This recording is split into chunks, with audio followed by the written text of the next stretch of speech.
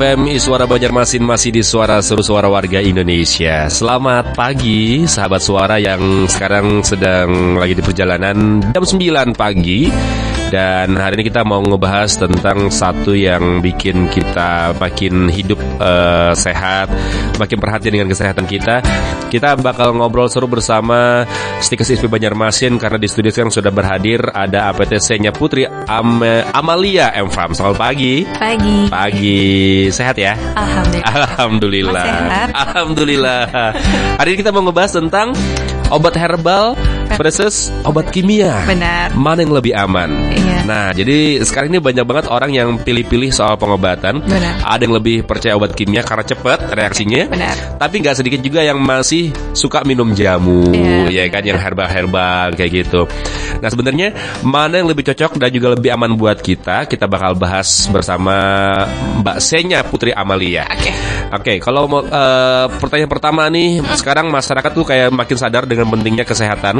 Termasuk soal pilihan pengobatan. Benar. Salah satunya yang sering terjadi adalah perdebatan nih, herbal sama kimia. Gitu. Benar. Karena sekarang trennya lagi back to nature. Ya, benar. Kan banyak juga anak-anak muda yang sudah mulai jualan jamu, gitu kan ya. Sebenarnya apa perbedaan paling mendasar antara obat herbal dan juga kimia? Oke, mungkin kalau kita bahas dari dasarnya dulu gitu ya Mas ya.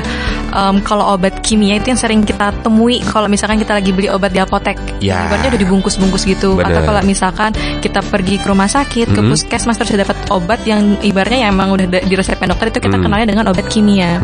Nah, kalau misalkan obat herbal itu sebenarnya juga cukup luas, tapi kalau basicnya dasarnya itu biasanya itu adalah obat-obat yang berasal dari bahan alam. Kebanyakannya dari tanaman. Jadi memang komposisinya ya balik lagi dia dari bahan alam, kemudian proses produksinya, proses pengolahannya itu lebih sederhana. Jadi kayak misalkan kayak tadi yang Mas bilang kan sekarang kan banyak anak muda yang dia itu jualan jamu, bahkan jamunya kadang dibuat jadi kafe gitu ya Mas ya. Jadi memang karena produksinya memang proses ibaratnya lebih sederhana. Tapi kalau obat kimia itu biasanya nanti udah pakai skala pabrik yang semua itu harus terstandar, harus terregulasi oleh BPOM dan yang lainnya. Jadi memang kalau dari proses produksinya obat herbal lebih sederhana, kalau obat kimia memang sudah ada aturan pakemnya, gampangnya kayak gitu. Berarti memang kalau perbedaan dasarnya ya tadi ya, dokter dan juga karena resep dokter ya, atau obat dalam kemasan itu sudah pasti kimia. Kalau herbal ya berbahan dasar alami. Jadi memang gitu. Kalau misalkan yang obat balik lagi gitu ya, kalau obat herbal itu kan dia misalkan tanaman kita rebus gitu, itu udah masuk ke jamu. Tapi kalau buat obat kimia itu dia biasanya sintesis. Jadi diproduksinya itu bukan dari bahan alam, tapi kita memperolehnya itu di laboratorium. Nggak bisa kita dapatkan dari lingkungan sekitar. Gitu.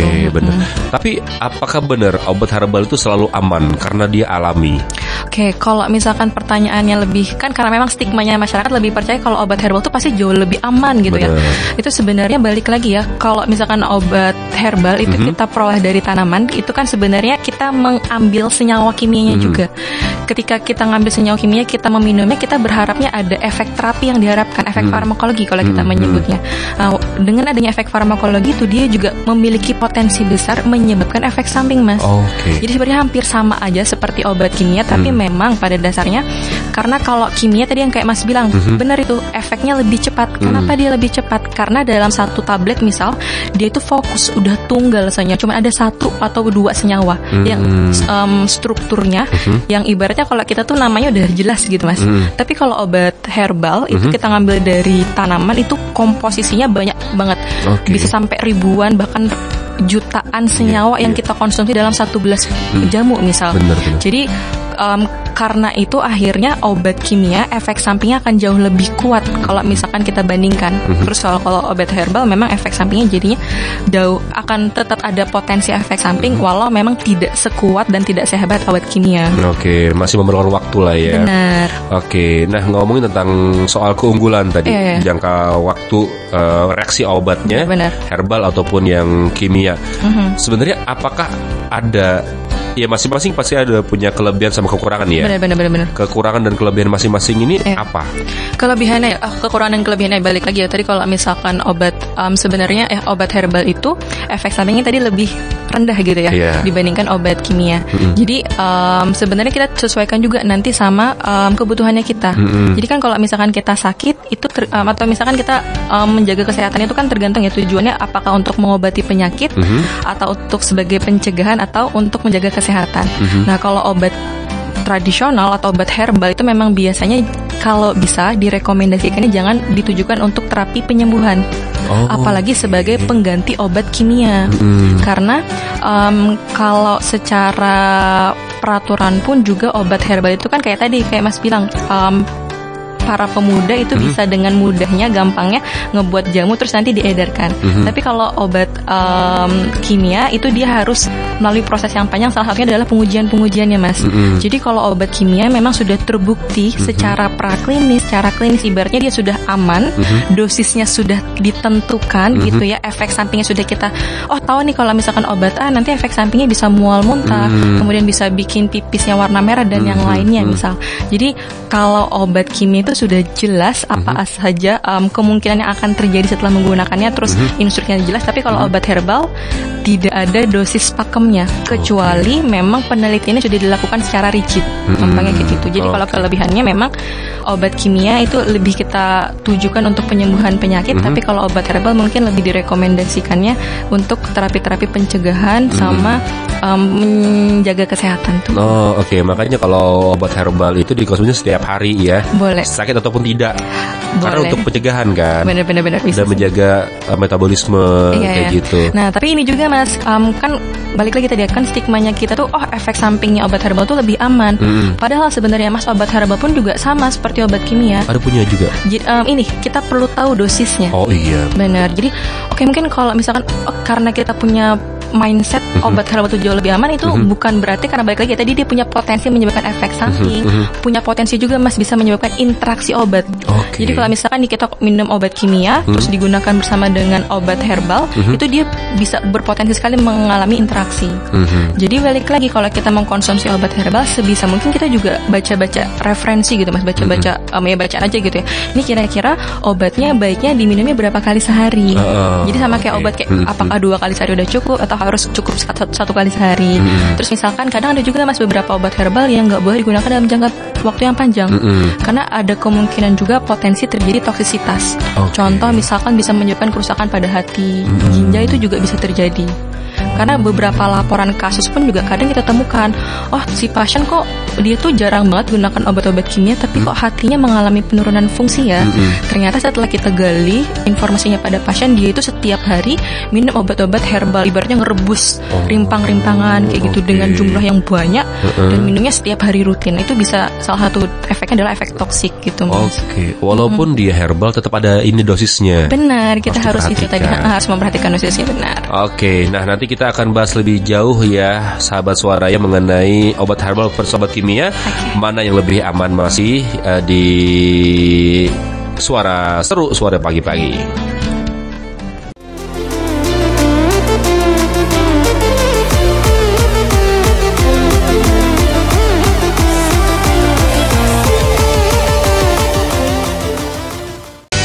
Satu FM Suara Banjarmasin, masih di Suara Seru, Suara Warga Indonesia. Masih ngobrolin tentang obat herbal versus obat kimia, mana yang lebih aman. Kita masih ngobrol bersama bahasanya Putri Amalia Fam dari Stikes ISPI Banjarmasin. Mbak dosen ya? Iya. Udah lama? Jalan 2 tahun sih ini. Jalan 2 tahun. Iya. Asli Banjar enggak? Lahirnya di Banjarmasin. Tapi ada keturunan Jawa. Ada keturunan Jawa. Kalau keturunan Jawa otomatis lekat sama jamu-jamuan dong ya biasanya ya. Lumayan Mama, saya itu di rumah apa-apa ya kalau saya sakit ya, walaupun saya misalkan jurusan farmasi gitu ya, tetap aja dibuatinnya tuh jamu gitu. Kan? Diracikin. Nggak tahu kayak orang-orang tua tuh lebih merekomendasikan apa yang diturunkan oleh orang tuanya dulu kayak gitu. Apalagi kalau ketemu atau datang, kebetulan mama saya itu orang Jawa ya Mas ya. Kalau misalkan datang ke keluarga mama apalagi nenek, itu semua jamu dikeluarin Mas buat saya. Itu tuh. Mas juga? Enggak. Oke. Mas asli Banjar ya? Masih Banjar. Nah, ngomongin tentang obat kimia dan juga herbal ya. Kan kalau dari bahasanya sendiri yang katanya kalau keluarga udah pasti jamu lah. Iya, Karena memang keturunan dan juga budaya mungkin ya, Benar. kebiasaan gitu kan ya. Nah, mana yang lebih aman dari kedua jenis obat ini kalau Mbak sendiri disuruh milih? Kalau saya disuruh milih ya, sebenarnya balik lagi ya tadi ya, saya tergantung Mas. Karena mungkin alhamdulillahnya saya punya sedikit basic ilmu kesehatan gitu. Oke. Jadi kadang mungkin saya bisa ngerasa ini saya sakit, apakah harus perlu penanganan yang cepat? Kayak misal saya cuman kecapean. Kan kalau kecapean kan artinya bukan ya saya ibaratnya nggak perlu obat yang kuat banget gitu ya. Maksudnya saya perlu istirahat, terus tinggal nambah-nambah multivitamin. Salah satunya vitaminnya dari obat herbal itu Oke. boleh. Tapi kalau misalkan saya udah yang sakit parah, saya udah nggak kuat lagi daripada saya menyakiti diri sendiri, saya lebih memilih untuk pakai obat kimia. Oh, Gitu. jadi tergantung kondisi badannya. Benar, Oh, kayak oke, gitu. baik. Nah, tapi kalau mungkin buat pendengar Iswara ya, pendengar Iswara kalau misalkan ditanya saya kira-kira harus pakai obat herbal atau obat kimia ya. Nah, kalau buat teman-teman yang punya bidang kesehatan, latar belakang kesehatan ya alhamdulillah gitu. Tapi kalau buat teman-teman yang mungkin sangat awam sekali, lebih baik teman-teman buat konsultasi dulu ke Oh, oke. dokter, Oke. apoteker atau tenaga kesehatan. Ini kira-kira bagusnya pakai apa? Karena balik lagi tadi seperti yang saya sampaikan, kalau kita mau gunakan obat herbal pun kita juga harus tahu dosisnya, ya kan, berapa kali pakainya, berapa lamanya, gitu sih Mas. Itu kenapa obat herbal juga nggak bagus dikonsumsi setiap hari ya? Iya sih. Iya kan, ya, karena harus ada dosisnya juga kan. Benar. Sama aja sih. Kayak tadi saya bilang ada beberapa. Jadi kalau misalkan kita di farmasi itu Mas, biasanya itu kalau obat kimia, dia tuh kadang punya laporannya Mas. Misalkan ada pasien yang terjadi efek samping, itu disebut dengan pharmacovigilance. Jadi kita tuh bidang yang benar-benar ngerekap semua efek samping tentang penggunaan obat kimia. Nah, tapi sekarang tuh juga sudah ada nih peningkatan pengembangan yang namanya herbavigilance. Oke. Jadi sekarang tuh ternyata banyak juga laporan kejadian efek samping setelah pasien menggunakan obat herbal.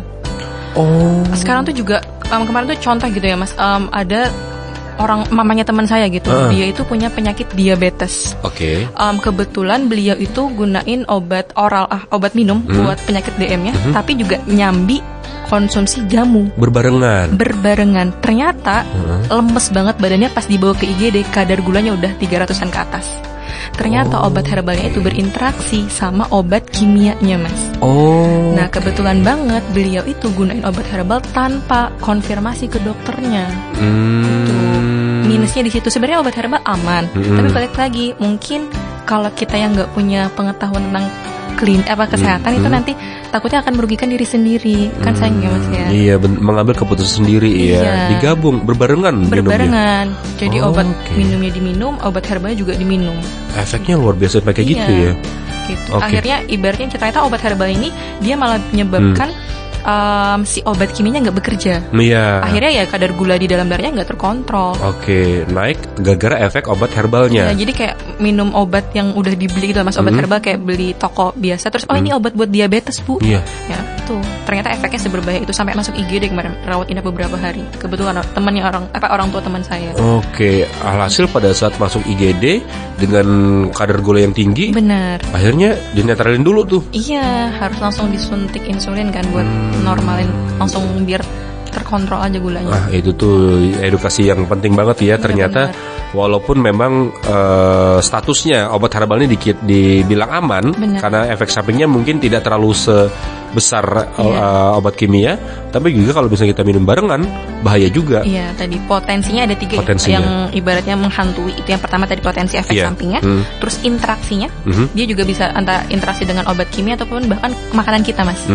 Sama yang terakhir adalah risiko toksisitas. Oh, oke. Toksiknya gitu pada beberapa Pada saat organ. berbarengan obat herbal dan kimianya ngalah. Tergantung, ada obat herbal yang dia itu bisa meningkatkan kerja obat kimianya. Jadi misal contoh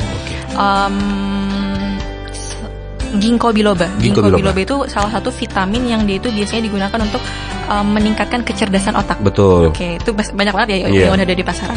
Nah, ternyata salah satu mekanismenya dia itu adalah melebarkan pembuluh darah. Biar apa? Biar aliran darah itu ke otak itu makin lancar. Akhirnya apa? Oksigen yang terbawa ke otak pun juga akan semakin banyak. Akhirnya ya tadi kecerdasan kita jadi lebih gampang buat berpikir.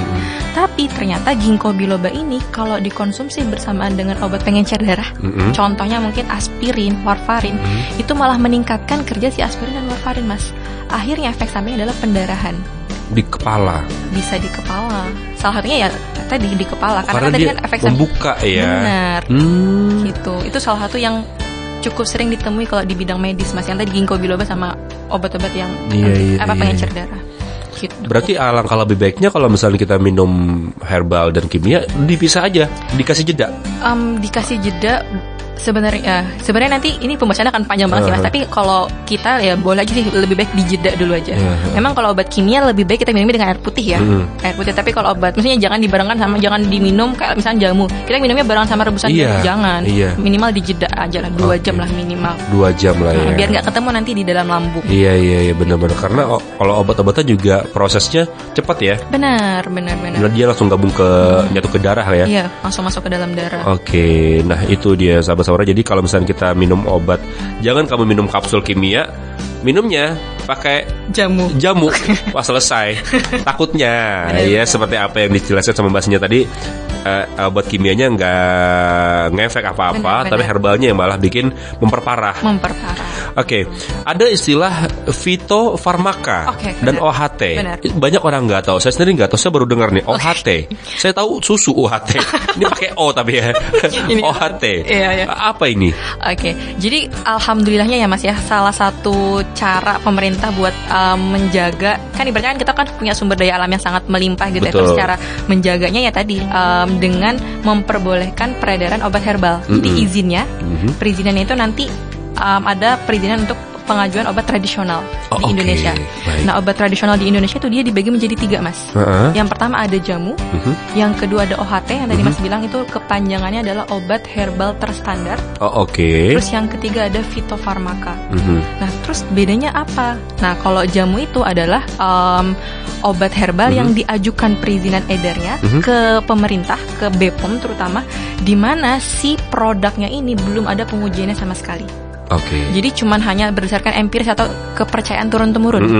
Nah, kalau OHT itu adalah pengajuan produk herbal yang dia itu minimal sudah ada pengujian praklinis atau pengujian pada hewan. Ini kalau misalkan diujikan pada hewan kira-kira aman gak? Dosisnya berapa? Gampangnya kayak gitu. Nah, terakhir tadi yang namanya fitofarmaka itu adalah obat tradisional yang minimal sekali dia sudah dilakukan 2 pengujian. Yang pertama uji praklinis tadi pada hewan, dan yang kedua adalah uji klinis pada manusia.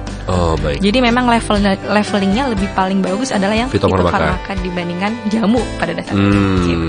Gitu. Sudah jelas ya sahabat Suara. Jadi ada perbedaan antara fitofarmaka dan OHT. Berarti sekarang kalau kita mau mengkonsumsi obat herbal sudah ada standarnya. Udah ada. Jadi biasanya itu kalau misalkan obat-obat tradisional yang beredar di pasaran yang sudah dapat izin edar, itu nanti ada logonya Mas.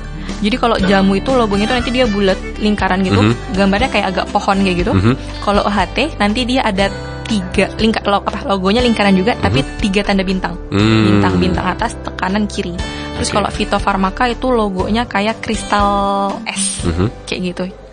Lebih aman. Lebih aman dan jelas juga ya bahwa ini benar-benar sudah melalui proses pengawasan pengujiannya udah lebih kompleks. Jadi kita lebih bisa percaya ini obat bakal beneran aman di tubuh kita. Dosisnya sudah jelas tadi ya. Efek sampingnya juga sudah pernah diteliti. Gampangnya kayak gitu. Baik, ntar kita bakal lanjut lagi ya, dan kita akan bahas mengenai begitu banyak promo-promo yang diberikan oleh penyedia obat herbal dengan promo-promo 100% aman tanpa efek samping gitu ya. Iya, nanti akan kita bakal bahas lebih jauh biar nggak gampang termakan iklan produk herbal yang belum jelas keamanannya setelah ini ya.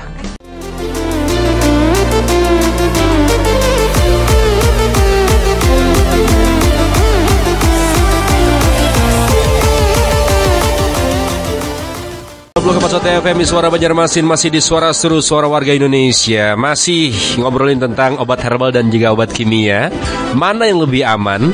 Masih bersama PTS-nya Putri Amalia M-Farm juga dari Stikers SP Banjarmasin. Tadi udah kita spill sedikit-sedikit bahwa ada banyak promo-promo di herbal. Benar. 100% aman, tanpa efek samping. Ini gimana supaya kita bisa menjadi konsumen yang bijak, supaya kita nggak gampang termakan iklan produk herbal yang belum jelas keamanannya? Oke, jadi balik tadi yang seperti saya sampaikan ya, alhamdulillahnya pemerintah tuh udah memberikan fasilitas untuk pengajuan izin edarnya. Jadi kalau misalkan teman-teman itu mau menggunakan obat herbal itu sangat-sangat diperbolehkan. Gitu. Ibaratnya obat herbal nggak seberbahaya itu, kan sama aja tuh antara obat herbal sama obat kimia. Tapi tinggal kita pintar-pintar sebagai seorang konsumen. Pertama kita ngecek dulu, ini si produk herbal udah punya izin edar belum. Jadi ada tuh websitenya BPOM, cekizinedar.com kalau nggak salah.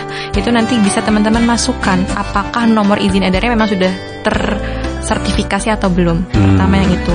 Terus yang kedua balik lagi gitu ya, teman-teman sebisa mungkin konsultasikan terlebih dahulu dengan tenaga kesehatan profesional. Apakah memang tepat kita menggunakan obat herbal? Kemudian yang ketiga, kita sesuaikan juga dengan kebutuhan.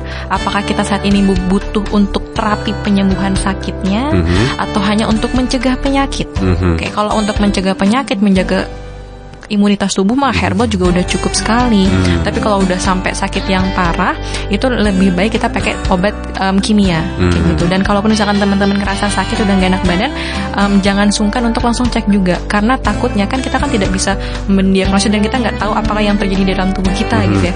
Takutnya ketika kita ini kayaknya penyakitnya gampang deh, cuma penyakit ya ringan doang, ternyata ada sesuatu hal yang besar terjadi di dalam tubuh kita. Akhirnya apa? Kita menunda pengobatan kimia. Akhirnya nanti sakitnya kita juga akan lebih parah dan akan lebih susah untuk diobati.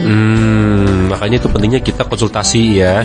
Dan juga jangan mendiagnosis diri sendiri. Iya, self-diagnose gitu kan. Iya, itu bahaya banget itu. Kita juga sudah dikasih tahu bahwa kalau memang kita mau mencoba 2 jalur ya, herbal dan juga kimia, ada jeda waktunya. Bisa. 2 jam. Boleh, minimal 2 jam. Benar-benar. Nah, itu dia. Jadi sekali lagi kalau memang sekarang kamu pengen mencoba jalur herbal, mungkin sudah karena takut efek samping yang berlebihan obat kimia, dicek lagi keamanannya, karena tadi sudah ada juga OHT. Iya, OHT dan fitofarmaka yang aman itu. Betul, benar, ada logonya dan juga bisa dicek untuk perizinannya juga. Sama jangan termakan janji manis ya. Nah, itu tadi dia. Kayak Mas sampaikan gitu, 100% aman, tanpa efek samping, 100% langsung sembuh segala penyakit. Obat kimia pun nggak bisa menjamin 100% kita sembuh. Apalagi obat herbal yang pengujiannya lebih minim dibandingkan obat kimia. Benar.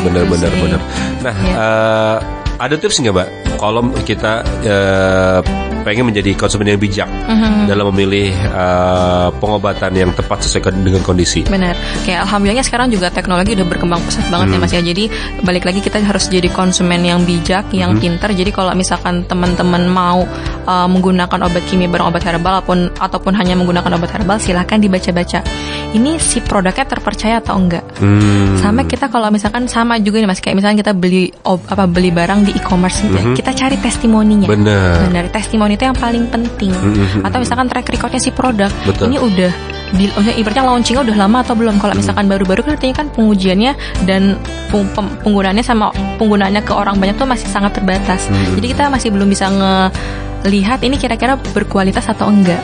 Balik lagi pokoknya kita harus menjaga tubuh kita. Silakan teman-teman cari obat herbal, produk-produk yang berkualitas dan aman untuk tubuh kita. Jangan sampai kita nyakitin diri sendiri. Benar.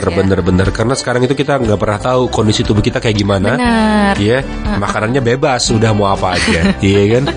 Apalagi dengan kondisi cuaca yang nggak menentu. Benar sekarang gampang banget sakit Mas. Betul. Ya, apalagi setelah zaman COVID sih kayaknya. Yes, kayak rentan banget ya. Iya. Dan terakhir deh bahasanya nih buat sahabat suara, apa yang paling penting untuk diingat soal penggunaan obat baik herbal maupun kimia? Yang pertama paling penting tadi adalah kita harus tahu dulu ini obat manfaatnya buat apa. Yes, misal kita sakit demam, ini kira-kira obat herbalnya udah punya track record, dia bisa beneran mengatasi demam nggak? Sama halnya kayak obat kimia, kita kalau misalkan nyari obat demam pun kita kan nggak bisa sembarang pilih obat gitu ya. Harus tahu manfaatnya dia. Yang pertama, terus yang kedua kita cek dosisnya. Nggak cuma obat kimia, balik lagi saya ingatkan gitu ya, obat herbal pun juga harus kita pastikan gimana aturan pakainya, berapa kali sehari, jumlahnya berapa banyak, berapa lama kita boleh menggunakannya. Terus tantangannya apakah boleh digunakan bersama obat kimia, apakah boleh digunakan dengan makanan bebas yang lain. lainnya gitu ya. Terus yang ketiga balik lagi cek izin edarnya. Betul. Dan jangan lupa tadi udah konsultasi sama tenaga kesehatan yang paling penting. Mungkin juga bisa ini kali ya, cek kadaluarsa obat kali ya. Benar, itu juga boleh. Iya kan ya. Karena ini juga Mas benar tadi yang Mas bilang, kalau obat herbal itu kan tadi produksinya itu sangat sederhana gitu ya, ya ibaratnya simple banget. Dan sebagian besar itu obat herbal itu dia komposisinya itu ada banyak kandungan airnya. Betul. Nah, air itu kalau misalkan teman-teman ketahui dia media pertumbuhan bakteri yang paling mudah. Jadi balik lagi kalau misalkan teman-teman udah ibaratnya beli produk herbal terus agak bau tengik atau bau-bau nggak enak atau misalkan terjadi perubahan warna, udah langsung buang aja. Karena balik lagi tadi obat herbal itu kandungan airnya sangat tinggi. Dia rentan sekali untuk ditumbuhi oleh mikroba apalagi bakteri. Mungkin diperhatikan juga cara penyimpanannya kali ya. Penyimpanannya juga benar-benar. Iya kan ya. Kalau obat herbal kan lebih rentan dari prosesnya juga. Apakah steril apa enggak kita juga nggak tahu ya. Apalagi kalau misalkan ternyata produk-produk yang jualnya rumah tangga terus kita nggak bisa menjamin dia bersih atau enggak. Iya, benar-benar. Alatnya oke nggak? Misalkan dia ngerebusnya ternyata pakai panci berkarat apa kita nggak gede gitu ya buat konsumsinya. Itu. Atau pancinya satu panci untuk semua. Nggak dicuci. Bahaya banget. Seru banget ngobrolin tentang obat herbal dan juga obat kimia. Semoga bisa menjadi inspirasi sahabat suara, menjadi jalan keluar juga dari setiap permasalahan kesehatan. Ada manfaatnya. Bener. Makasih ya bahasanya ya. Sama-sama, makasih juga. Terima kasih ilmunya yang luar biasa sekali dan semoga bisa bermanfaat. Dan setelah ini kita akan lanjut lagi di Benua hari ini. Setelah itu kita dikirim salam. Terima kasih bahasanya. Terima kasih juga.